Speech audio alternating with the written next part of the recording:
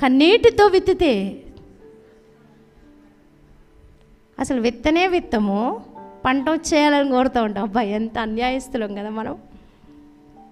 విత్తాలండి దేవుని సన్నిధిలో. నీ హృదయంలో ఉన్న బాధ, వేదన, ఇరుకు, ఇబ్బంది, కష్టం, భారం ఏది ఉన్నా కూడా ఆయన మోయడానికి సిద్ధంగా ఉన్నాడు. ఆయన దగ్గర నువ్వు కన్నీటితో విత్తుతూ ఉంటే సంతోషగానాలతో మనము పనులు మోసుకొని పోతామంట.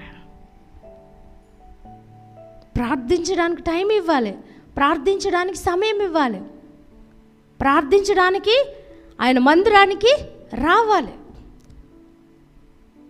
మనం అనుకుంటాం కొంత వేస్తానులే, కొంత దాచిపెట్టేసుకుంటానులే అని.